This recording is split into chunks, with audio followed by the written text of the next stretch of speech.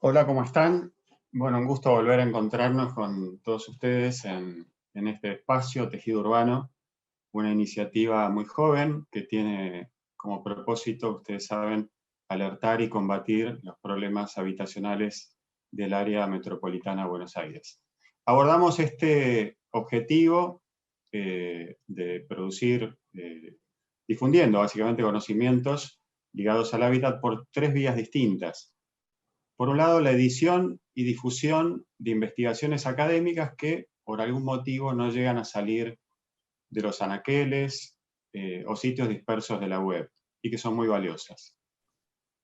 Investigando, editando y difundiendo temas huérfanos, así me gusta llamarlos, o que están vacantes en el campo del hábitat, aquellos que a nuestro modo de ver todavía no han sido suficientemente estudiados. Y por último, difundiendo buenas prácticas, o no tan buenas, de gestión pública, privada o comunitaria, en orden a escalar aquellas que han dado resultados y aprender de aquellas que no funcionaron tan bien. El Premio Buenos Aires Publica, que hoy nos convoca, se encuadra en el primero de estos componentes de nuestro trabajo. El BAP, así lo llamamos, es su acrónimo, es una convocatoria bianual que pusimos en marcha en el segundo semestre de 2019 y hoy estamos concluyendo a través de esta su primera presentación. Aquella convocatoria de trabajos de investigación ligados al hábitat en nuestra área metropolitana exigía presentar un índice, una introducción, un capítulo y una declaración jurada de la autoría de esos trabajos que no podían tener una antigüedad superior a los 5 años. Recibimos alrededor de 20 publicaciones o aplicaciones que un jurado que consideramos prestigioso, que reunía profesionales de distintas ramas, locales y del exterior, revisó y debatió de manera de alcanzar un consenso como para poder premiar a dos y otorgar aparte 2 menciones honoríficas. A lo largo del año pasado, los años pares, esto va como las elecciones, los ganadores contaron con una asistencia incondicional de la Fundación para llevar su proyecto editorial a término. Como parte de nuestra filosofía de trabajo, el material tenía que tener una adaptación como para que sea un material de divulgación, para tener acceso a una audiencia más amplia. A través de lo que yo juzgo un exquisito trabajo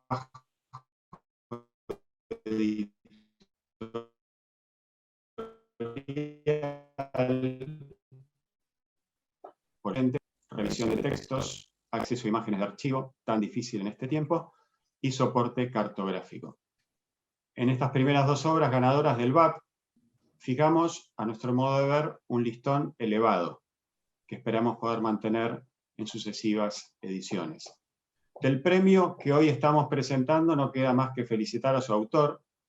Andrés tiene la profundidad y la sencillez de los que saben que no lo saben todo, o al menos lo suficiente como para abandonar lo que llamo la duda, el alimento principal de un investigador. Es un orgullo, entonces, Andrés, poder abrir esta colección del BAP con vocación de permanencia, con tu nombre y con tu apellido. Siempre me gusta recordarte que tu padre hace bastantes años me entregó el título de arquitecto.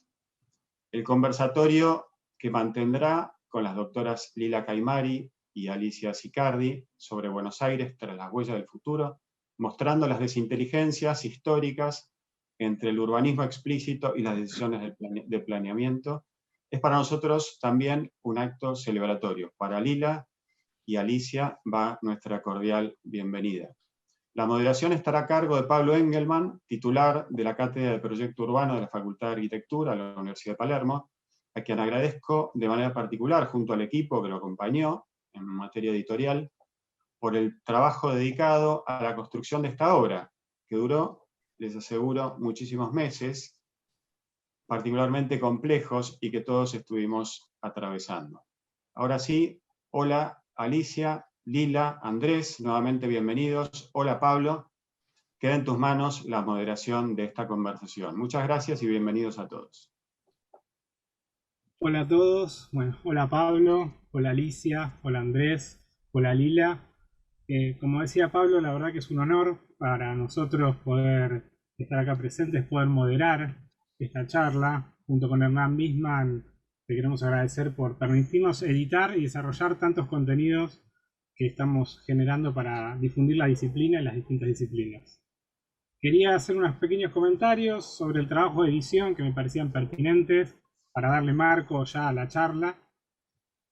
Sobre todo, como dijiste Pablo, entender que este es un libro que es fruto de un concurso, una convocatoria pública y abierta, que se va a volver a repetir este año, así que creemos que también es un buen momento para difundir y para que todos ustedes nos ayuden a convocar trabajos de investigación, trabajos de tesis, para que esta convocatoria vaya cobrando fuerza y vaya pudiendo publicar muchos trabajos que existen y que a veces no ven la luz y no se ven en las librerías o no se pueden encontrar en las bibliotecas posteriormente. Desde Bisman Ediciones venimos realizando publicaciones, muchos ya nos conocen desde los años 90, digamos, así que para nosotros es un placer poder continuar con nuestra labor. El equipo que trabajó en este proyecto editorial, como dijo Pablo, es un equipo muy amplio, por supuesto siempre liderado por Pablo Roviralta como presidente de la fundación y muy atento a todos y cada uno de los detalles que se van sucediendo. Vanessa Castro Arata como coordinadora general y el equipo de la editorial de Bisman Ediciones, dirigido por Hernán Bisman, por quien les habla como editor general, Juan Pablo Sarrabairuz como jefe de arte, Teo Rodríguez como secretario de redacción, Marco Boric en la parte de diseño gráfico, Marco Maiulini con una titánica tarea de corrección y cuidado de la edición, Leisen Zamora, alumno también de la Universidad de Palermo, con el redibujo de los planes urbanos que ustedes van a observar, que observaron en la presentación, con un trabajo muy arduo, Aldana Fiondela con la cartografía, Albano García con la fotografía de tapa y Sarina De Angelis como asistente de redacción. Ese es el equipo, como verán, un equipo muy amplio que trabajó en el desarrollo del libro, que creo que en lo personal, como le decía Andrés, y una breve acotación personal, es un libro que es muy necesario como profesor de proyecto urbano y lector asiduo de urbanismo, necesario que todas estas historias, que todo lo que sucede con los planes y cómo se fue planificando la ciudad de manera consciente o inconsciente, se vaya viendo la luz y se vaya difundiendo, ¿no? Con Andrés decíamos al principio que existe un misterio atrás de la planificación urbana. Y me parece que estos libros vienen a ponerle luz a esos misterios y a poner en el debate cotidiano la situación urbana y la agenda de la ciudad, ¿no? Hoy, quizás con la pandemia, un poquito más vista y un poquito más hablada en los medios de comunicación. Por eso me queda felicitarlo a Andrés por este maravilloso libro, que también está bueno decir que es fruto de un trabajo de tesis, de su tesis doctoral, presentado en la Sorbonne Nouvelle, en París, y dirigida por Sebastián Belut, que es un prestigioso urbanista francés, que me parece que está bueno nombrar. Y voy a hacer una breve introducción para presentar a nuestras dos invitadas de lujo para esta charla. Alicia Sicardi es una estudiosa de los problemas sociales urbanos de las ciudades y regiones mexicanas y latinoamericanas. Es investigadora titular del área de estudios urbanos y regionales del Instituto de Investigación Social de la UNAM y profesora de los programas de posgrado y Ciencias Políticas y Sociales y en Urbanismo de la Universidad Nacional Autónoma de México. Forma parte del Sistema Nacional de Investigadores de México, nivel 3, y es miembro de la Academia Mexicana de Ciencias. Entre 2009 y 2017 dirigió el programa universitario de estudios sobre la ciudad de la Universidad Nacional Autónoma de México. Lila Caimari es doctora en Ciencias Políticas, Universidad de París, e investigadora independiente del Consejo Nacional de Investigaciones Científicas y Técnicas. Es autora de Perón y la Iglesia Católica, Religión, Estado y Sociedad en la Argentina, y sus trabajos sobre la cuestión criminal han sido publicados en 4 libros: Apenas un delincuente, Crimen y castigo y cultura en la Argentina, 1880-1849, La ley de los prófanos, Delito, justicia y cultura en Buenos Aires, 1880-1940, La ciudad y el crimen, delito y vida cotidiana en Buenos Aires, 1880-1840. Y Mientras la ciudad duerme, pistoleros, policías y periodistas en Buenos Aires, 1920-1945. Es autora de numerosas publicaciones, capítulos de libros sobre las dimensiones de la historia social y la cultura de la Argentina moderna. Actualmente investiga sobre tecnología y la circulación de las noticias, ¿no? Un tema bastante acorde a lo que vamos a debatir en un ratito. Ahora sí, sin más vueltas, vamos a invitar a Alicia y Lila que nos cuenten sus reflexiones, que la verdad creemos muy valiosas, porque como hablábamos al principio, la mirada interdisciplinar y la mirada desde la historia y desde las ciencias sociales es fundamental para comprender los procesos urbanos. Así que las invito a que nos cuenten, en principio, cuáles fueron sus miradas al recibir el libro y cuál es la primera lectura que hacen del mismo. Por supuesto, también Andrés para que participe de la charla.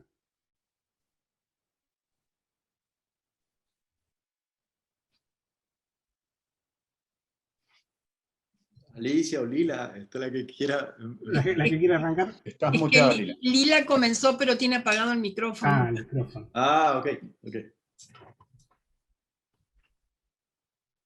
Ahí me parece que Alicia, hasta Si que quieres- solucionemos el Ahí tema está, Lila. técnico. Ahí está, Lila, que tenés apagado el micrófono, Lila. Me parece. Me parece. ¿Estás con el micrófono apagado? Sí. Creo que lo sabe, pero bueno, me parece que es un tema más técnico. Si les parece, Si les mientras. parece, inicio yo, entonces. Sí, Alicia. Ahí está, ahí lo arregló. Ahí está. Ok. Ahí Había que está. iniciar con Alicia para que se desactive el micrófono. Perfecto, era Ahí. el truco ese. Bueno, empiezo como quieran. Sí, Perfecto, claro, sí. claro. ¿Ahí me escuchan? ¿Me escuchan bien? Perfecto. Bueno. Muy bien. Bueno, estoy encantada de estar acá. Muchísimas gracias por invitarme. Es un honor, no sé si muy merecido, pero un honor seguro. Empiezo felicitando, ¿no?, a Tejido Urbano por la publicación del libro, a Ediciones Bisman por la factura tan cuidadosa y completa del libro, que es un objeto realmente hermoso. Y bueno, y le agradezco a Andrés por la invitación a acompañarlo, por el convite a acompañarlo en el lanzamiento de este libro, sobre todo porque estaba lejos de ser una opción obvia, ¿no es cierto? Yo soy historiadora sociocultural, como contaba recién Pablo, y por eso lo que puedo ofrecer son las impresiones de lectura de alguien acostumbrado a pensar la ciudad. He trabajado, digamos, mucho sobre Buenos Aires, pero acostumbrado a pensar la ciudad como marco, ¿no?, siempre en la intersección íntima con la vida social. En todo caso, es una colocación ajena al campo disciplinar del urbanismo.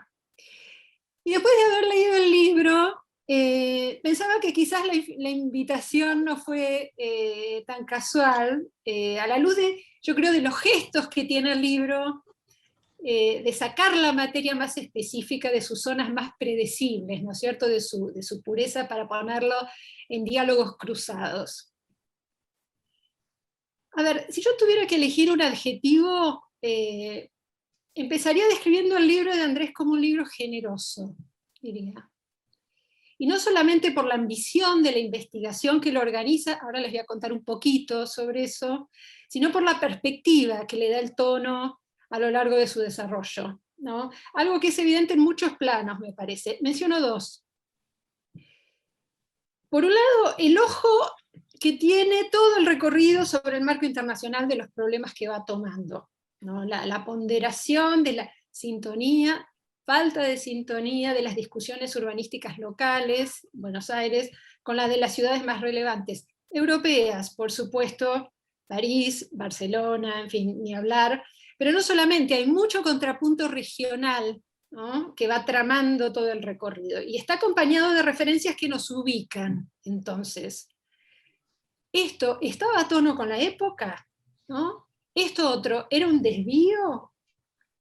¿Iba a contrapelo de los consensos del momento o iba a favor de esos consensos? Entonces, el caso de Buenos Aires aparece siempre inserto en una urdimbre que ayuda a descifrar los sentidos de época, digamos, colocándolo siempre en un marco más amplio. El segundo plano, a donde veo una amplitud, digamos, inusual, creo yo, en este marco, es el espectro de discusiones que va acompañando el recorrido, ¿no? uno siente, digamos, que hay alguien al volante, ¿no? Alguien que maneja muy bien los hilos del mundo que explora, ¿no? Que conoce íntimamente ese marco de referencias, esos nombres, esos episodios, esos elencos de expertos. Un marco que manifiesta además a cada paso el interés por nutrirse de aportes que son muy variados, ¿no? Yo diría, el libro tiene una respiración humanista, por un lado, es decir, está salpicado de referencias a la historia, cada capítulo está precedido de epígrafes literarios, muy linda selección. Pero yo pensaba, acaso más importante por el tratamiento del objeto es la curiosidad que irradia por lo que tiene para decir la sociología, la ciencia política, la antropología, ¿no? Por cada uno de esos problemas. Y en esa inscripción yo veo el libro como un semillero de proyectos posibles, ¿no? Por los temas que abre sobre todo, y por los territorios de diálogo en los que va insertando esos temas. Ahora, ¿por qué digo esto? Porque este marco tan rico está puesto al servicio de una empresa que tiene algo de arqueológico, ¿no? ¿Qué es lo que hace Andrés en este libro? Digamos, ¿cuál es su empresa? ¿No? Él arma un corpus, arma un archivo, ¿no? De planes y de normativa que van de los años 50 hasta la actualidad, ¿no? Entonces va peinando las propuestas sucesivas, calibrándolas, observando su implementación o no implementación en la mayor parte de los casos. Entonces, uno podría decir es un ejercicio de historia, pero no como la invitación, digamos, puramente curiosa o erudita, ¿no? A ir al pasado, sino como es la historia, digamos, en sus mejores versiones, ¿no? Como un recurso que agrega complejidad y riqueza a los modos de mirar el mundo que nos rodea, ¿no? Las huellas del futuro, ¿no? Como dice el título. Y a la vez es un ejercicio exigente, muy exigente, me parece el que se impuso Andrés, ¿no? Reconstruyendo, teniendo que reconstruir tantos contextos, tantos debates, ¿no? Porque además de todo lo que informa, la lectura de los planes se enriquece también de su experiencia, ¿no? Es decir, llamando la atención, por ejemplo, a los lectores como yo, profanos, ¿no? Sobre los valores implícitos en cada plan, por ejemplo, más allá de sus formulaciones literales, ¿no? En fin, aprendí muchísimo haciendo este recorrido. Hay mucha información, por supuesto, y mucha información organizada, diría, ¿no? Hay un archivo que ya está armado y que queda para futuras investigaciones. Y también hay mucha valoración, ¿no? Porque no le escapa el juicio de calidad, ¿no? Esto también está. Pero digamos, lo que más me interesó a mí fue el efecto de lectura del conjunto, como ocurre con los trabajos de síntesis, ¿no? Que permiten ver los problemas en el mediano y largo plazo, los procesos de sedimento, de arrastre, de asincronía, ¿no? Entonces, ¿qué es lo que se desprende de esta lectura?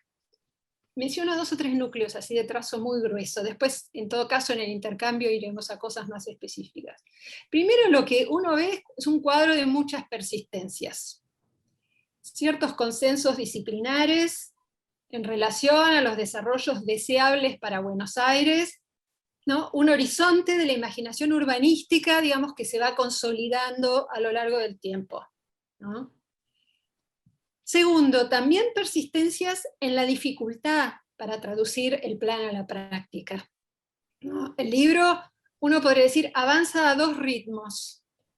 Un ritmo conceptual, disciplinar, construido en capas, que, por eso decía arqueológicas, ¿no? Que produce visiones de conjunto, repertorios más o menos cíclicos, recurrentes, y paralelamente el recorrido está puntuado por la síncopa decisional desnuda, ¿no? Intervenciones urbanas que nacen por fuera de los consensos disciplinares, ¿no? E incluso contra los consensos disciplinares, a contrapelo de los consensos disciplinares.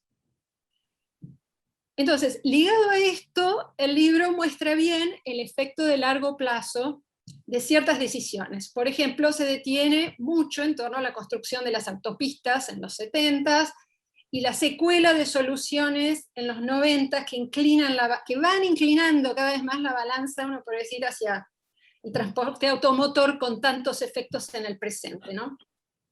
También aparecen, bueno, muchas otras cuestiones de tipo, por ejemplo, político-conceptual, como la imposibilidad de diseñar soluciones para Buenos Aires y Gran Buenos Aires en conjunto. En fin, un mapa de problemas fundamentales que se van viendo en su gestación, ¿no?, hacia su cristalización. Algo que a mí me gustó del libro, de este recorrido, es que la apuesta a mirar en el largo plazo no equivale a disolver el diagnóstico en el pesimista, digamos, en el océano del gran declive argentino, ¿no? Que por supuesto esto está, digo, esto es un dato inescapable. Pero en ese marco se distingue muy deliberadamente el peso de ciertas decisiones que no eran fatalidades, que no estaban inscriptas, ¿eh? Es decir, en ningún momento se diluye la narrativa en los datos estructurales. Y acá yo veo una visión de Andrés que rechaza, digamos, la parálisis. Uno podría decir que también es un peligro de la historia, ¿no? Y de los largos plazos, el adormecimiento, la naturalización, es decir, bueno, todo iba en esta dirección, entonces, ¿no? No, acá es decir, también hay mucho de responsabilidades, ¿no?, identificadas. El libro va como diciendo que el descubrimiento del gran proceso, que es un gran aporte del libro, que eso no nos distraiga de la contingencia, porque las cosas podrían haber sido de otra manera. Nunca pierde de vista, yo creo, el libro una vocación de intervención, ¿no? Y ese rasgo se hace más evidente a medida que avanzamos en la lectura y aparece explicitado abiertamente en las conclusiones. La brecha entre planes y realizaciones, ¿no?, que está en el subtítulo del libro, no es quizá el motor, no parece la cuestión que nos va guiando en el recorrido, ¿no?, de un problema hacia otro, la vivienda, las movilidades, las centralidades, las jurisdicciones. Y me gusta que ese recorrido crítico, que por momentos es muy pesimista incluso, no toma la forma de una acusación olímpica, ¿no?, a ese Estado que no escucha a los urbanistas, ¿no?, o que en todo caso interroga tanto a la disciplina como al Estado en sus muchas encarnaciones, ¿no?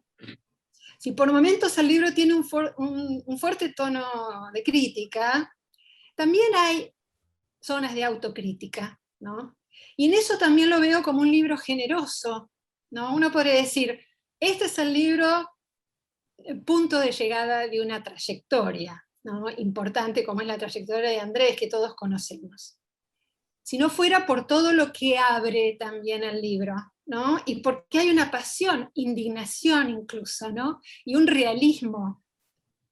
Yo diría, nada más lejos del encapsulamiento, ¿no? Todo lo contrario, hay un llamado a la inmersión en el mundo, ¿no?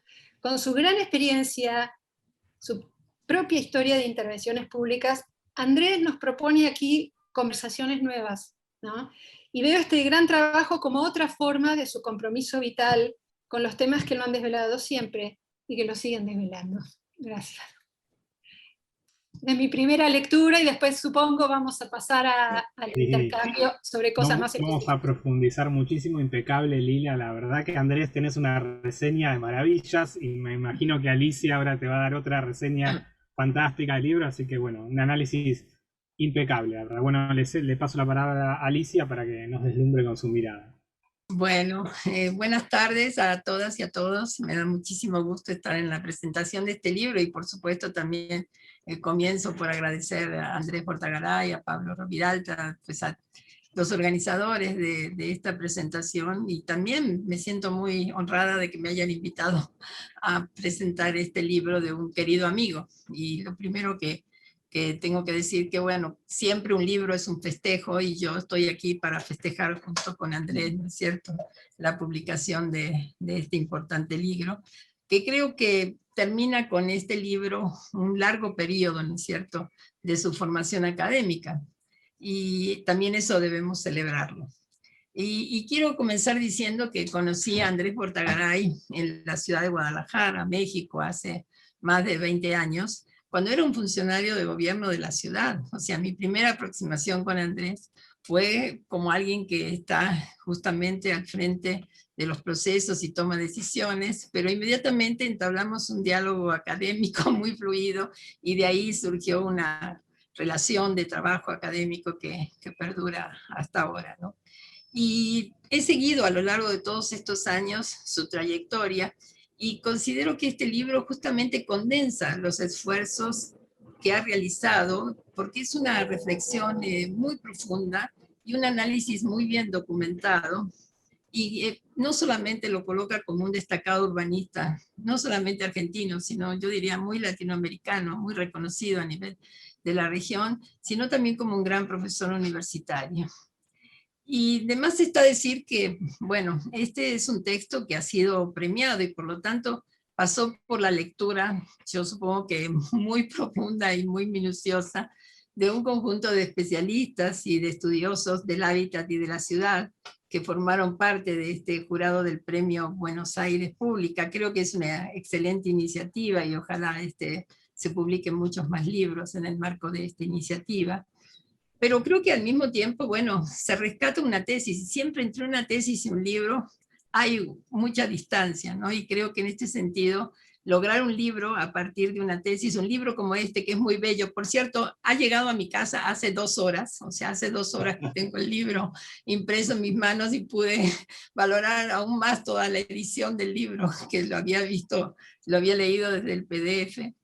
Creo que lo importante es que lo que transmite es su capacidad de descubrir nuevos elementos para comprender procesos muy complejos que están detrás de la planeación y de la práctica del urbanismo, y que lo hace desde una perspectiva muy original, porque nos introduce, sobre todo yo diría desde una visión donde la historia es lo que prevalece. O sea, hay siempre una manera de leer todos los documentos y todos los materiales que analiza desde una perspectiva histórica, pero lo hace con mirada de futuro, y esto es lo importante, porque la preocupación que yace siempre en Andrés, y todos los que lo conocemos sabemos que así es qué se puede hacer para mejorar, ¿no es cierto?, nuestras ciudades, en este caso para mejorar concretamente la ciudad de Buenos Aires, para que sea una ciudad metropolitana, incluyente, sustentable y, bueno, pues con calidad de vida. Y el libro comienza presentando de manera muy clara y también muy breve, lo cual creo que también es importante, su perspectiva de análisis, que la presenta como una perspectiva personal, pero es un abordaje teórico-metodológico donde revisa muchísimos autores y hace referencias muy particulares, no solamente a quienes han hecho aportaciones desde el urbanismo, sino particularmente también desde las ciencias sociales, y hace un recuento histórico de las transformaciones más importantes de la ciudad de Buenos Aires desde el fin del siglo XIX, ¿no? Pero sí, evidentemente es como una necesidad de reconstruir el pasado para poder entender por qué a partir de 1958 la ciudad se desarrolla y se transforma de esa manera. Y lo que hace a partir de ese entonces es una recopilación muy sistemática, y ya Lila lo dijo, ¿no? Es un trabajo muy laborioso de planes y programas, ¿no es cierto?, que se publican en cada una de las distintas etapas. Y también yo creo que tiene otra estrategia de investigación que es interesante, que es que en uno de los capítulos, digamos así, se coloca en una perspectiva transversal a partir de considerar 3 ejes de análisis que son fundamentales en el urbanismo, pero que por lo general no son vistos de manera integral, y que son las vialidades, la vivienda y la centralidad. Y también, bueno, en las conclusiones, bueno, pone claramente cuáles son sus hallazgos y cómo ha confrontado las hipótesis de las que partió inicialmente, las hipótesis de partida. Y me parece que una de las mejores frases que tiene el libro es cuando dice: la ciudad actual es producto de decisiones y no del crecimiento espontáneo. Con lo cual está confrontando digamos así, una producción académica muy larga y muy extensa, que habla, ¿no es cierto?, de que nuestras ciudades son producto de acciones que se construye muchas veces en la ilegalidad, en la falta de normas, en la falta de decisiones racionales, etc. Entonces, creo que lo importante es que a partir de demostrar esto, se coloca en una ruta de que hay que transformar la ciudad, reconociendo que fue producto de decisiones tomadas, ¿no es cierto?, por quienes fueron los principales actores de esa etapa de la historia. Creo que se trata de una investigación de largo aliento, en el que dialoga con el urbanista comprometido con la práctica profesional, que se ha desarrollado en distintas instancias gubernamentales y ciudadanas. Creo que Andrés también tiene una perspectiva de análisis enriquecida por su práctica ciudadana, y también, por supuesto, de su práctica como docente. Pero yo agregaría otra dimensión también que aparece en su análisis, y es que Andrés siempre ha dialogado con redes de investigadores, que ha participado en debates nacionales e internacionales, y todo eso nutre su perspectiva de análisis original. Yo creo que a lo largo del texto se fue transformando precisamente por esos nuevos debates que fue incorporando. Pero sí, sin duda, este libro solo podía haber sido escrito por un observador privilegiado, que además confiesa desde el inicio que tiene que controlar la subjetividad del actor observador, porque tiene que enfrentar una rebelde realidad urbana y compleja, de la cual ha sido protagonista en momentos muy importantes, ¿no?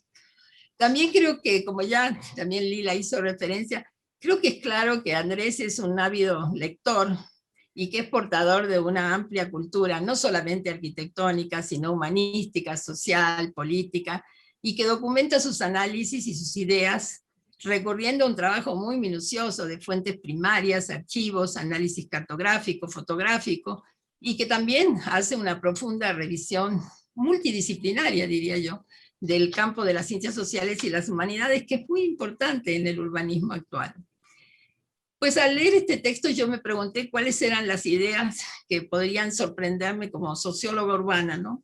Y diría que hay tres que realmente me gustan y que voy a seguir sus lineamientos, su manera de abordar la problemática. Bueno, la primera es que Andrés tiene una perspectiva metropolitana, lo cual no es muy común en los urbanistas latinoamericanos, ¿no? O sea, siempre privilegia la visión metropolitana, y creo que, bueno, pues hace un análisis muy interesante y muy bien documentado sobre la estratificación social y espacial de la ciudad, que queda al descubierto por sus observaciones y también se pone claramente en la magnífica cartografía. Y el tratamiento de la planeación metropolitana lo hace no desde una perspectiva físico-espacial, como lo haría un arquitecto urbanista, que es la manera tradicional en la que lee, ¿no es cierto?, la ciudad, sino que lo hace desde la perspectiva de los actores que protagonizan distintos roles en los procesos que se van desplegando para transformar la ciudad. Pero además, algo que me llama la atención es que Andrés califica socialmente los procesos y pone énfasis en que el territorio está atravesado por profundas desigualdades y elevados niveles de pobreza, y que sobre todo hace un gran trabajo de localización de estos procesos en la periferia cada vez más lejana. Y esto lleva a que, bueno, a que quede muy claro de que la ciudad no es aquel mecanismo de integración social que Germani definió en los años 50, cuando creó la carrera de sociología, donde yo estudié en la Universidad de Buenos Aires, sino, como dice Andrés, es muy difícil que en esta forma de ciudades dispersa y difusa pueda haber un sentido común de pertenencias. Hay muchas pertenencias, hay muchas ciudades, hay un modelo de ciudad que ha dejado atrás la ciudad compacta, con aspiraciones de calidad de vida para todos, y dio paso a una ciudad dispersa con una periferia insular, donde grandes mayorías viven de manera muy precaria y hasta miserable. Y esto lleva al segundo tema, que también quiero reconocer que es una gran aportación de Andrés. Es de sus mejores reflexiones, porque Andrés ha sido un pionero en introducir el tema de la movilidad urbana en la planeación. Es decir, cuando todos nosotros nos formamos, yo me formé en el Instituto de Itela, en el Centro de Estudios Urbanos y Regionales a mediados de los 70, y bueno, pues el transporte y la movilidad no eran parte de los componentes digamos así, de la planeación. Y Andrés, pues en realidad colocó esto como algo muy importante, como un eje fundamental, ¿no es cierto?, de los planes y de los programas, pero también de los nuevos paradigmas de la ciudad, porque colocó justamente toda la importancia que tenía la movilidad no motorizada y cómo esa movilidad no motorizada podía ser un cambio en el modo de vida de la ciudad. Y todos sabemos que justamente no hubo diálogo entre quienes planeaban las ciudades y quienes decidían sus vialidades y la forma en cómo se iba a movilizar la ciudadanía. El plan y el transporte, dice Andrés, demandan de herramientas diferentes, de disciplinas diferentes y de distintos ámbitos institucionales. Es decir, una periferia cada vez más lejana implica muchas horas de traslado y altos costos para los trabajadores que deben ir diariamente desde la ciudad lejana a la ciudad central, y exige integrar entonces las visiones, porque los costos de esta ciudad por la que se optó son altísimos. Y el discurso implícito de las decisiones, dice Andrés, se impone al explícito de los enunciados. Y en esa lógica,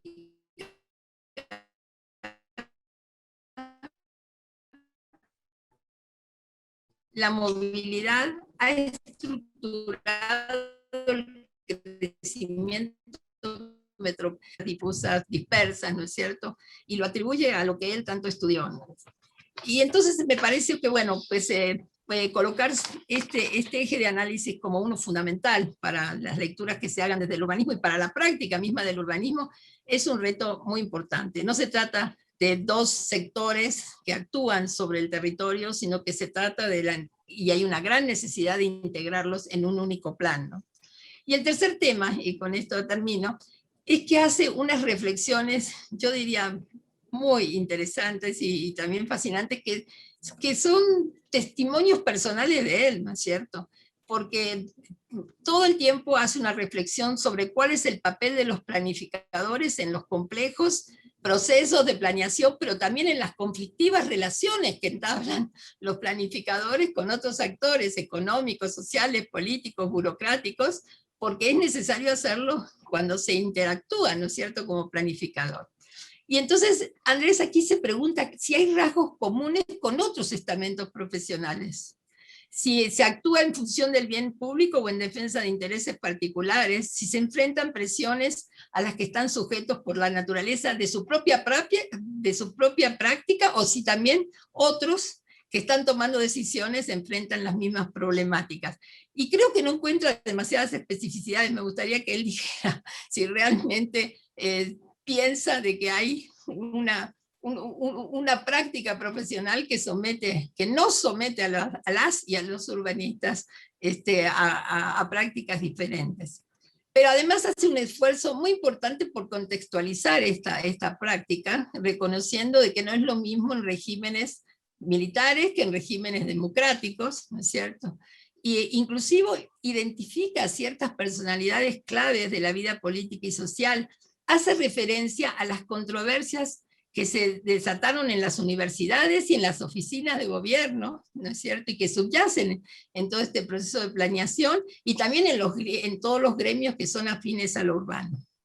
Es decir, lo que hace es buscar una articulación entre los proyectos de ciudad y los distintos proyectos de nación o de país que subyacían en esos momentos, y que creo que le permite ir más allá de esta idea de buscar un vínculo con el desarrollismo o con las políticas neoliberales, sino que lo que trata es de ver cuáles fueron las transformaciones reales que se dieron en la arquitectura institucional y en las mismas prácticas en esos momentos de la historia.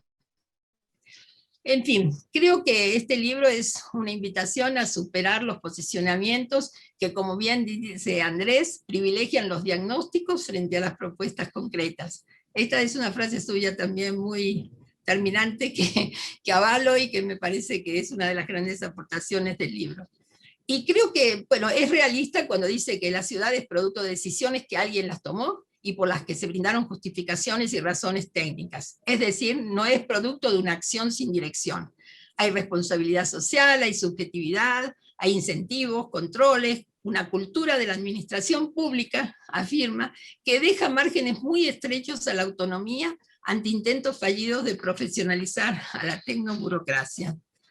Pero bueno, también creo que transmite un aspecto muy optimista, porque él dice que ha habido un continuo progreso institucional. A partir de eso, y ahí sí me llama la atención, me gustaría sus comentarios, ¿no? Es decir, ¿por qué a pesar de las sucesivas frustraciones que pudieron haber existido, se habla de que hubo un continuo progreso institucional? Yo creo que lo fundamental, y hablar al respecto, es que lo que sí ha existido en Argentina, en Buenos Aires, en América Latina, es una comprometida práctica profesional de las y los urbanistas que de alguna manera lograron incidir, aunque sea en pequeñas acciones y transformaciones urbanas que se realizaron para mejorar la calidad de vida del conjunto de la ciudadanía. Y eso creo que vale realmente en todas nuestras experiencias y va mucho más allá de las posibles frustraciones que podemos haber tenido. Así que bueno, los invito a leerlo porque es un magnífico libro con una excelente edición y también es un material muy importante para la docencia universitaria. Gracias por la invitación. Muchas gracias, Alicia. La verdad, creo que la pregunta queda planteada para Andrés. Queremos ahora escucharte, defenderte, Andrés. En realidad esto estaba ensayado para que salgan todos a comprar los libros, pero no lo hubiéramos planificado tan bien. Antes de que Andrés empiece a contestar la pregunta de Alicia, y retomando el principio que Alicia hablaba de un jurado, la verdad que no quería dejar de mencionar a un fantástico jurado que fue el jurado de esta primera edición, que estuvo integrado por Pedro Ábramo, Zaira Muxi, Alicia Novik, David Kulok, Marina Cristina Carabino, Pablo Roviralta y Martín Mota como asesor, junto con Hernán Bisman en la parte editorial. Me parecía justo nombrarlos. Y ahora sí, Andrés, nada, defenderse de todas estas acusaciones tan bellas que te hicieron. Gracias, Pablo. Gracias también a Pablo Roviralta, a Lila y a Alicia. La verdad que muy emocionado de escucharlas y también de leer todos los mensajes que hay aquí. Y claro, primero, bueno, agradecer realmente a la Fundación y al equipo de edición la posibilidad de llevar esto adelante, también a los directores de tesis, a Sebastián Belú y a Marie-France Prévost-Shapira, que ayudaron, y a todos los amigos y colegas con quienes intercambiamos mucho en esto, que no me va a dar el tiempo para agradecer. Pero primero quería decir eso, ¿no? Bueno, tomar un poquito este último punto de Alicia. ¿Por qué ser optimista? Bueno, primero creo que algunas formas de saldar los conflictos se pueden saldar en el marco de la política, dentro de una práctica democrática, con todos sus problemas, pero que existe una forma de procesarlos que me parece que es importante. Otro tema es que después le encontremos las verdaderas soluciones, pero un poco en eso creo que hay algo. Segundo, yo había estudiado los antecedentes de otros países, cómo fueron evolucionando las escuelas urbanísticas, y me llamó la atención un poco los italianos, porque ellos hablan de un libro de Leonardo Benévolo, muy grande ya, casi a poquito antes de morir, que hablaba del fracaso del urbanismo italiano, y otros que también hacen un diagnóstico muy crudo, pero no hablaba de un fracaso en un sentido también paralizante, sino decir de a dónde se podían encontrar pistas en los esfuerzos que se habían hecho para tener una práctica diferente en el futuro, ¿no? Y a mí esa lectura me resultó estimulante y también como un marco para poder tener aquí, ¿no? Ahora, y también en ese sentido, me preguntaba Lila, ¿no? Por ejemplo, ¿qué otras cosas descubrí a partir de todo esto? Yo creo que hay con qué enriquecer los discursos, que hay mucha producción hecha que enriquece el conocimiento y la forma de actuar, y que hay que tenerla presente cuando se debate, porque es muy importante para poder tomar decisiones a futuro. Creo que el rol de de cómo los proyectos urbanos generan o no generan interés político, yo creo que hay un desafío desde el urbanismo. Me parece que es muy cómodo el recurso de hacerle el reproche a la política, ¿no? Me parece que la cuestión es cómo plantearlo como un tema de sociedad, que es a partir de donde puede generar el interés, ¿no? Creo que ahí hay temas de lenguaje, hay temas de asumir los conflictos, y cuando Alicia, bueno, hacía la pregunta, el rol profesional de los urbanistas, creo que también, si uno asume que puede estar, hay una base científica, pero que evoluciona y cambia mucho de naturaleza con el tiempo, pero también hay una defensa de intereses, y creo que en la medida en que se puedan hacer más explícitos, también puede generar más interés, ¿no?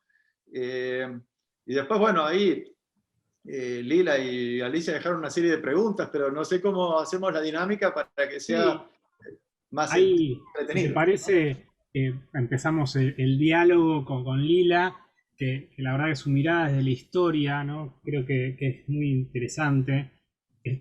Hablar un poquito sobre el recorrido del pasado y el presente, de qué modo ha transformado o no las ideas previas sobre los temas que trabajaste, también cómo suceden las brechas entre planeamiento y relaciones en el territorio, cómo se fue construyendo en el imaginario y lo que hoy tenemos presente como AMBA, ¿no? Me parece que esa idea de que los planes a veces no se materializan, pero influyen en el imaginario y después, un tiempo después, esa ciudad es la que se plasma, ¿no? Nosotros cuando trabajamos mucho en la producción de la documentación, siempre el plan de Le Corbusier y la mirada y después de todos los referentes que vinieron detrás, es el plan que hoy se manifiesta muchísimos años más adelante en algunas cuestiones de la ciudad. Entonces, un poco ver cómo esa situación del imaginario, me parece, Lila y Andrés, y por supuesto Alicia que se irá sumando, también tenemos preguntas para ella, es una mirada interesante, ¿no? Para descubrir esas anécdotas, cómo terminan conformando la ciudad que hoy tenemos.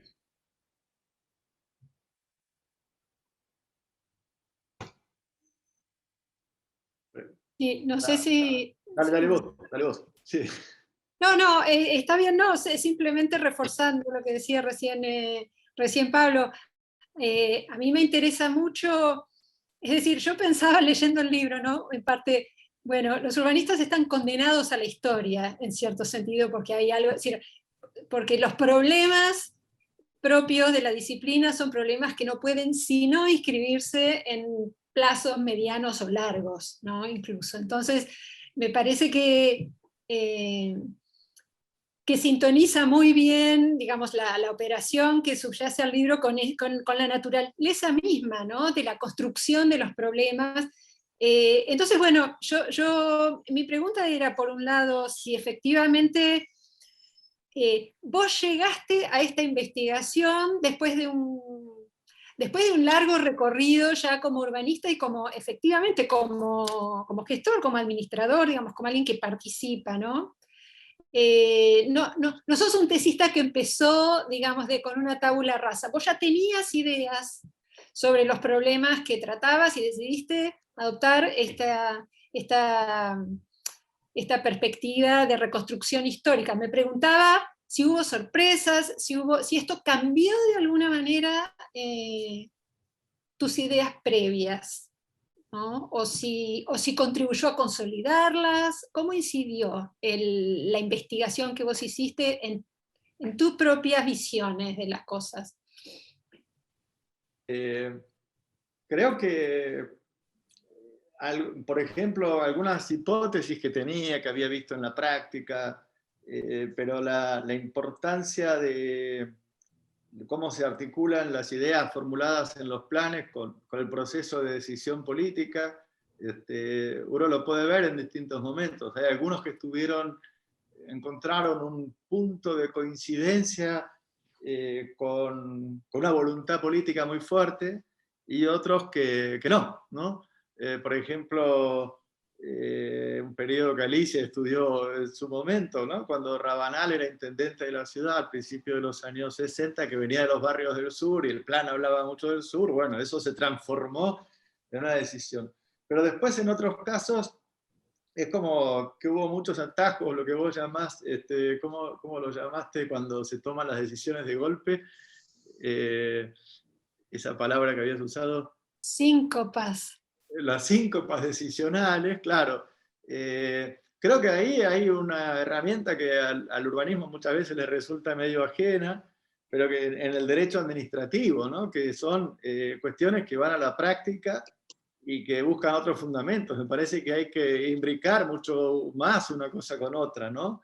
Y también, no sé, hacer los presupuestos es planeamiento, ¿no? Entonces, pero entra en un proceso político de otra manera, y creo que, claro, a veces me preguntaban por qué había arrancado en el año 58, entonces estaba viendo todas las cosas que pasaron por ahí. El 57 fue el Sputnik, un poco la Guerra Fría. También fue el primer acuerdo de la Argentina con el Fondo Monetario Internacional, ¿no? Después hubo 22 más, no salimos nunca. Entonces, me parece que hay un punto importante en que, evidentemente, la evolución macroeconómica tira abajo, sobre todo a partir de mediados de los 70 en adelante, las expectativas de los planes para una sociedad industrial en crecimiento.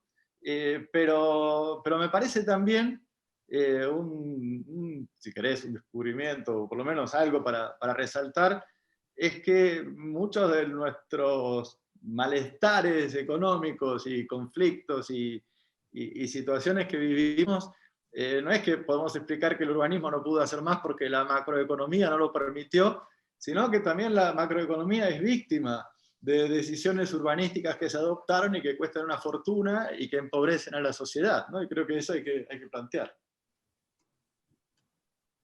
Sí, me encanta porque la investigación puede terminar como revirtiendo, ¿no? La causalidad y mostrando que puede ir en la otra dirección también, sí.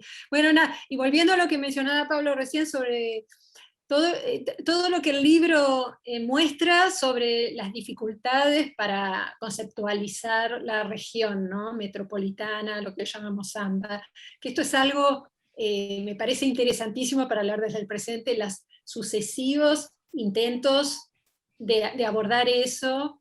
Y vos al final del libro decís, este problema es un problema que hay que abordar a partir de muchas perspectivas, incluidas educativas, culturales, y vos decís en un momento hay que cambiar los mapas, por ejemplo, ¿no? Que es una sugerencia que me pareció interesantísima, ¿no? Entonces pensaba, bueno, nada, si podés decir algo más sobre eso, ¿no? Porque hay una especie de construcción conceptual, identitaria, de muy largo aliento, uno siente ahí, ¿no? Que es problemática y a la vez muy difícil de revertir. Sí, es difícil de revertir, es difícil de darle una identidad al conjunto metropolitano, hasta los gentilicios cambian, es algo que no... Bueno, la cuestión del sujeto político metropolitano, ¿no? Del que todos hablan y porque empezamos aquí, pero podríamos haber ido a 1925 y también ya se hablaba de eso. Y creo que ahí hay un tema que la Argentina no tiene del todo saldado, ¿no? Hubo el enfrentamiento entre Roca y Tejedor en 1880, saldado militarmente, por un tiempo funcionalmente, pero hoy es una cuestión que inclusive la relación entre la ciudad y la provincia de Buenos Aires, ¿no? Que quedó decapitada, en algún momento perdió su cabeza, formó otra muy interesante, un proyecto fantástico, daría para hablar mucho más, pero creo que esa identidad hay que construirla y que hay también cuestiones culturales, ¿no? Cuando uno veía a Jules Ferry en Francia tratando de poner con la educación pública la identidad nacional, un punto clave era colgar el mapa en las escuelas, ¿no? Y que la gente se lo pudiera representar. Bueno, es otra época, no son esa cuestión, pero sí me parece que hay que poder construirlo y que me parece que es un problema clave no solo de Buenos Aires, sino de la Argentina, y que inclusive ver cómo se salda políticamente, ver cómo se encuentran mecanismos de gestión, inclusive de servicios públicos. En algún momento habíamos hecho un seminario sobre la autonomía de la ciudad que vino, entre otros, Antonio Cafiero, y decía que, bueno, había que poder hablarle al país desde Buenos Aires para esta cuestión de la autonomía, también con otras aspiraciones, y no iba exactamente a lo cultural, pero había un punto ahí que me parece que se podía tratar, ¿no? Se cuestionaba por los límites de la ley de autonomía de la ciudad a partir de la reforma de la Constitución del 94, pero creo que han habido en ese sentido pocas ventanas de cambio, ¿no? Yo creo que dos grandes fueron la reforma constitucional del 94 y también el proyecto de Alfonsín de traslado a la capital, pero todavía creo que hacen falta otras iniciativas a ver, ¿no? En fin, da para hablar mucho más, pero es una punta, creo que hay que tratarla. Es un tema, la verdad, apasionante, un tema que además hoy súper, creo que va a ser la palabra del año, ¿no? AMBA, y me parece que es interesante lo que hablaba Lila y lo que hablabas vos, Andrés, de cuando la situación cotidiana es más fuerte que lo que está planteado en los límites fríos de ciertas cuestiones, ¿no?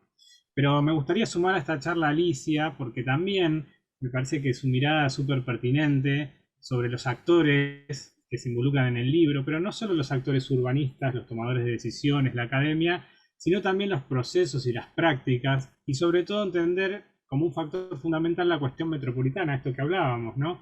Cuando el territorio también es un actor de lo que sucede en la planificación, ¿no? Y creo que de a poco estamos aprendiendo a escuchar el territorio, y por eso me parece fundamental escucharla a Alicia, de cómo se escucha el territorio y el diálogo que vos haces en el libro con eso. Bueno, a mí me parece que Andrés justamente pues, da muchísimos elementos para poder entender por qué esta forma urbana, es decir, esta nueva forma urbana, que por cierto es uno de los grandes temas del urbanismo en este momento y que suele atribuirse a políticas económicas neoliberales. Y yo creo que Andrés da explicaciones de mucho más largo plazo, ¿no?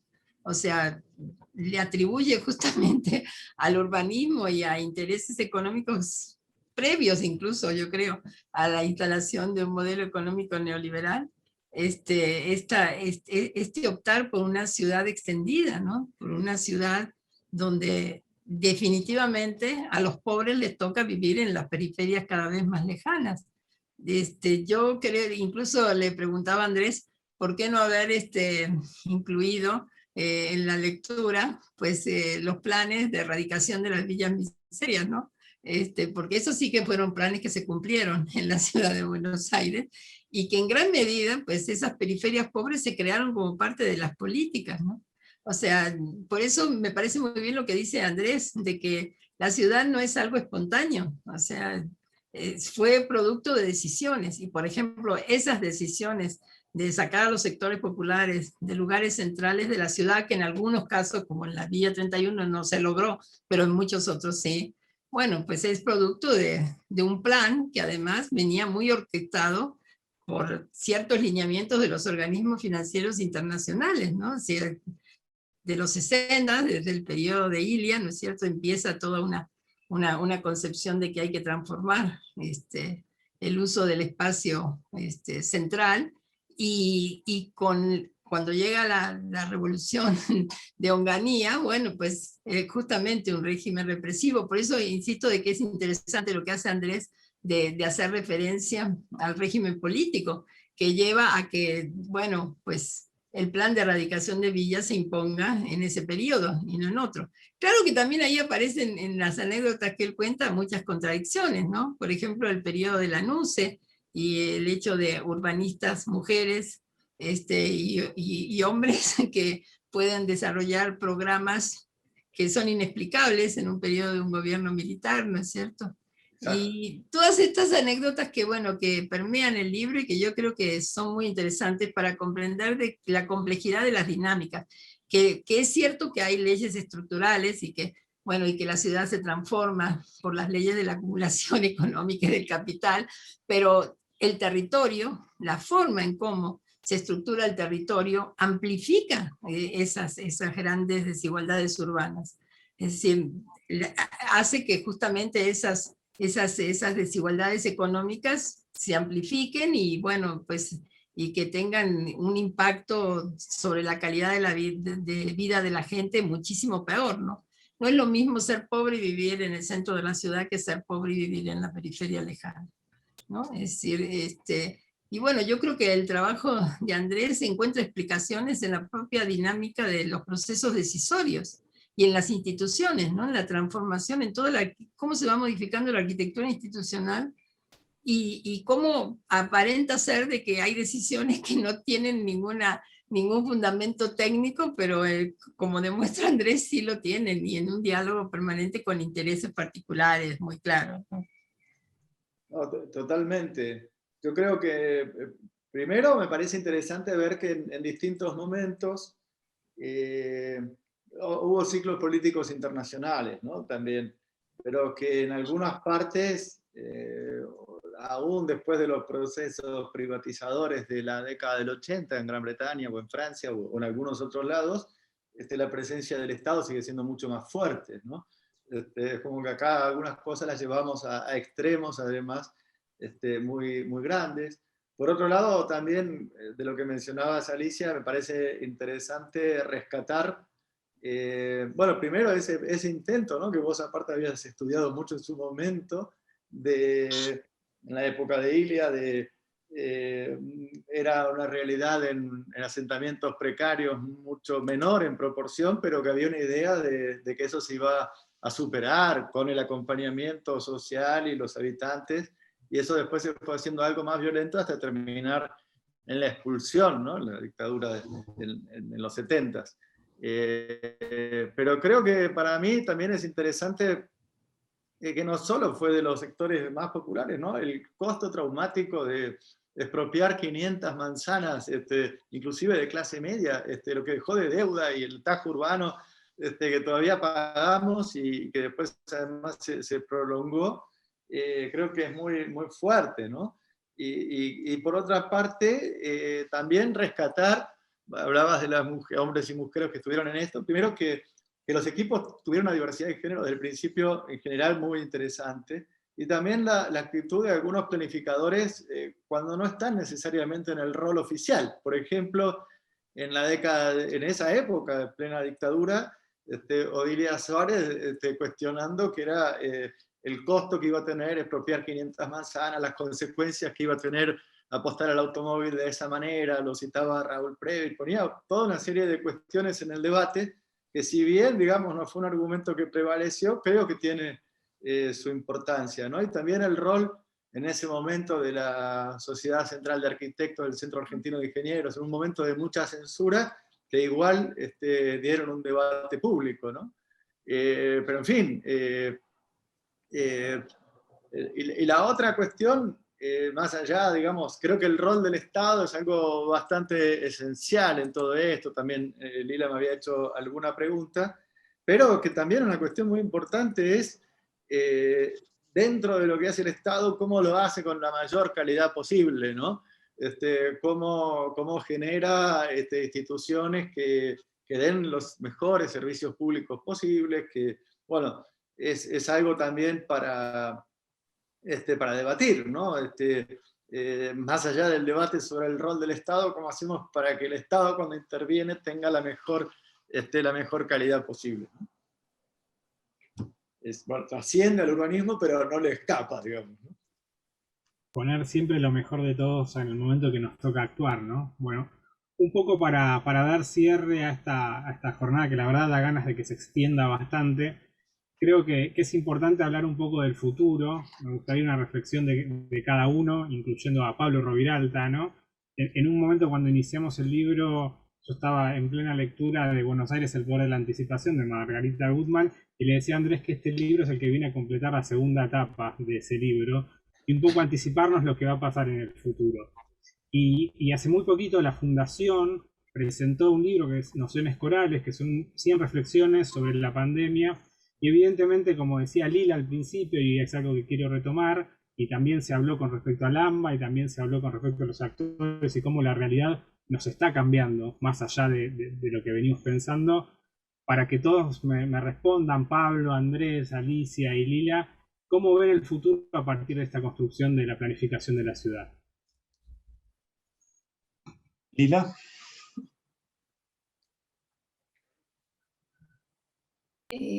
A ver, yo lo que puedo decir, pensando hacia adelante a la luz de la lectura del libro de Andrés, ¿no? Lo que yo pensaba es que, además, un libro leído en pandemia, ¿no? Que es un libro que no fue escrito ni pensado en pandemia, pero cuya lectura yo creo está marcada por este contexto que nos marca tanto y que a mí me traía algunas preguntas adicionales también, ¿no? Sobre algunas cuestiones hacia adelante, cómo Andrés las puede pensar a partir de este gran trauma de la pandemia que un poco cambia, ¿no? algunas de las cuestiones de la ecuación que aparecen en el libro. Eso por un lado. Y por otro lado, desde el punto de vista del efecto hacia adelante del libro, ¿no? Yo quisiera pensar, y de hecho creo, y tengo toda la impresión de que este es un libro semillero, ¿no? Un libro que puede abrir hacia adelante cantidad de investigaciones por el espectro mismo del libro, ¿no? Y porque este es un libro que combina una vocación de investigación histórica con una vocación muy fuerte de intervención hacia adelante y de reflexión política, ¿no? Sobre esta intervención. Me parece que el libro tiene una potencia hacia adelante y que va a tener descendencia. Eso es lo que diría. Alicia. Alicia. Bueno, yo creo que los urbanistas vamos a tener que enfrentar un gran desafío de transformación de las ciudades. Yo creo que la crisis no es solamente una crisis sanitaria y una crisis económica, es una crisis urbana, es una crisis del modo de vida urbano, que puso en fragancia las grandes desigualdades que existen en nuestras ciudades. Es decir, nosotros en México y también ustedes en Buenos Aires, cuando se larga la consigna de quédate en casa, la primera pregunta era ¿en qué casa? ¿No es cierto? Y lávate las manos todo el tiempo y con qué agua, ¿no?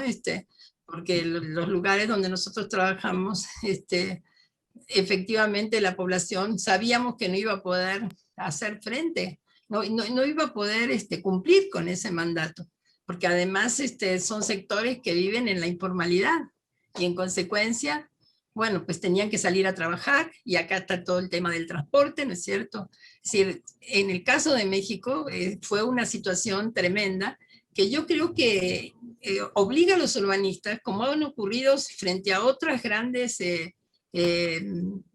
enfermedades o epidemias que ha habido, transformar las estructuras, ustedes como arquitectos, las estructuras de los edificios, el modo de uso y demás, y nosotros como sociólogos, pensar realmente en cómo transformamos este modo de vida urbano, ¿no? Con toda la irracionalidad que implica el vivir en las ciudades de la manera como lo hemos hecho hasta ahora, y cómo tuvimos que cambiar nuestras conductas personales, familiares, comunitarias, vecinales, es decir, por efecto de una crisis tan tremenda como es la pandemia.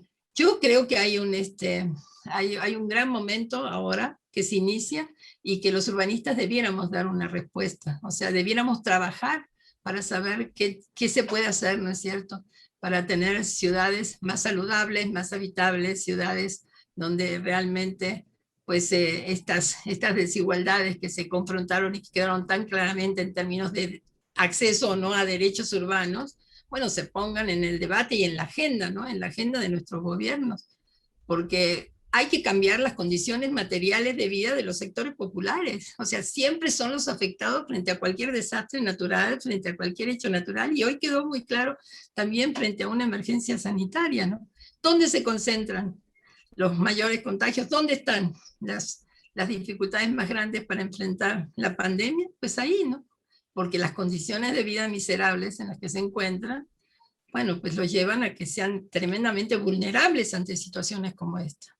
Y bueno, pues cambiar las condiciones materiales de vida yo creo que es convocar a los urbanistas a que hagan una muy buena tarea, y tenemos muchas experiencias buenas en América Latina de transformar el hábitat popular en situaciones de tragedia, por ejemplo en México con los sismos, ¿no? Es decir, se transformaron de manera muy, muy importante las condiciones de vida de quienes vivían en el centro de la ciudad y perdieron sus viviendas. Bueno, yo creo que hoy es un llamado a que los urbanistas aportemos ideas y obliguemos, ¿no?, a que en la agenda pública esté el mejorar estas condiciones materiales de vida. Qué lindo, Alicia, lo que decías, derechos urbanos, ¿no? Me parece una idea fantástica. Y bueno, seguramente Andrés, su primera misión va a ser escribir otro libro, ¿no, Andrés? Sí, no, creo que estos comentarios, totalmente de acuerdo, ¿no? Si uno se fija, por un lado, la fiebre amarilla y todo coincidió con una revolución sanitaria en Buenos Aires, como coincidió también en otras ciudades, en un momento además de acompañado de reformas en la educación y en otros planos que creo que también vale la pena, ¿no? Es una reforma muy completa de sociedad y que hay que tomar. También el inicio del movimiento moderno tuvo que ver con eso y creo que es un momento para repensar, además por otros problemas previos a la pandemia, ¿no? Como el calentamiento global, como los niveles extremos de desigualdad y también con el poco rendimiento de asignación de recursos públicos a soluciones que a todas luces no dan respuesta a los problemas que tienen que enfrentar, ¿no? Entonces, es algo que en algún momento se planteó también, que desde dónde los urbanistas le van a decir a los demás cómo tienen que vivir, ¿no? Y por ejemplo, lo que había pasado en Gran Bretaña, ¿no? Que se empezó a cuestionar diciendo esto no es científico, que hay valores subjetivos y entonces lo tienen que discutir con la sociedad. Pero bueno, creo que esa es la discusión que hace falta, ¿no? Aparte es un problema de las ciudades globalmente y creo que hay que cambiar, digamos, las concepciones que había y creo que también ofrecer un marco de interpretación que se pueda incorporar es fundamental. Y termino diciendo en su momento, ¿no? Adrián Gorelick lo planteaba muy bien en La grilla y el parque, cómo esta anticipación urbana venía de la mano de un proceso integrador en lo educativo y en lo social, ¿no? Y creo que acá, bueno, es también un desafío poder hacerlo con esta mirada integral y creo que no hay espacio para un campo disciplinar cerrado porque ahí sí que no va a llegar a ningún lado. Las calles no son solo asfalto, ¿no? Pablo, para dar cierre a esta jornada. Primero, Andrés, felicitarte también o agradecerte todo el cúmulo de citas y de, digamos, todas las notas que pones. Yo cuento más de 70 notas por capítulo y realmente cada una de ellas es una entrada muy, muy atractiva para entretenerse. Acabo de colgarles un video breve, que vos lo citás, Andrés, que es el video de David Cohon, que se llama Buenos Aires. Es del año 58, cuando comienza el trabajo de Andrés, y es muy interesante porque muestra una ciudad que tenía como un impulso arrollador, a la cual llegan personas que salen de estos lugares marginales y a los cuales vuelven, naturalmente. Y de una forma muy artística, quien produce esto cierra con cada uno de estos empleados fabriles, un perfil muy distinto del que reconocemos en los habitantes de esos barrios hoy, diciendo, sí, yo vivo acá. Ese es el planteo, ¿no? Lo cierra diciendo cada uno de ellos, acá, esta es mi casa. Con una perspectiva de un chaperío, ahí no hay hormigón, no hay ladrillo, en esa época eran chapas, era lata, muy sencillo. Entonces, creo que puede ilustrar también este cambio, ¿no? La mirada de la historia de un país, una expresión de Lila, me parece, de un declive como permanente, ¿no? Lamentablemente eso es en lo que nos toca trabajar. Me gustaría darles una idea del otro libro que ganó el premio BAP 2019, que es sobre un tema totalmente distinto, pero es una de las dimensiones muy concretas del déficit en nuestra ciudad, que es el de familias hoteladas, ¿no? Ahí hay un trabajo de María Paz Toscani, una chica muy joven, que estudió esto muy a fondo, particularmente del barrio Constitución, y sobre la cual le pedimos que haga una observación más amplia. Y eso está saliendo en poco tiempo, y bueno, ya oportunamente se los comunicaremos. Y después entramos a la pandemia, digamos, con una obra muy, muy interesante, histórica, de Olga Vicente, que está aquí con nosotros, que se llama Historia del Transporte en la Ciudad de Buenos Aires, que era un trabajo de larguísima data y que Olga no había logrado encontrar la ranura para la moneda esta, y nos cruzamos en un café y ahí nos hicimos amigos y empezamos a trabajar con la ayuda inestimable de la editorial. Luego estamos trabajando, prácticamente ya terminamos, un Historia de las Villas en la Ciudad de Buenos Aires, un trabajo inédito. Ahí está Valeria Sliskovsky, también aquí presente, que bueno, había hecho un trabajo de tesis muy interesante sobre el tema, y lo que hemos hecho es ponerlo, como les dije al principio, en un lenguaje más accesible y tratando de acercarnos con la mirada panorámica a nuestra época. Y luego, por último, también aquí presente con nosotros, Martín Mota y un equipo está trabajando sobre uno de los temas de esos que llamamos huérfanos, ¿no? Temas vacantes, que tienen muchísimas posibilidades, que en nuestro país ha tenido poca divulgación y poco éxito, pero que hace del mecanismo o del proceso parte del producto. Eso es lo que para mí es más interesante, me estoy refiriendo a la autogestión en el hábitat. Esos son los 3 spoilers que me gustaría dejarles hoy, como para que sepan que Tejido está trabajando más allá del BAP en otros proyectos que le llegan, como en el caso de Olga, o que suscita, como el caso de Martín, el caso de Valeria y el caso de Olga. Digamos, de Olga, exactamente. Así que bueno, me alegra verlos. A todos, muchísimas gracias. Hoy colmamos nuestra capacidad de 100, creo que hubo rebalse por otro lado, ya los técnicos dirán. Te agradezco mucho, Andrés, y te felicito de nuevo. Muchísimas gracias, Alicia y Lila, creo que fueron un panel excelente para este conversatorio. Gracias, Pablo, por haberlo animado. Y un saludo a todos, me gustaría nombrarlos a todos y vale la pena, pero bueno, acá estamos. Este es nuestro límite. Un abrazo a todos, entonces. Un abrazo grande.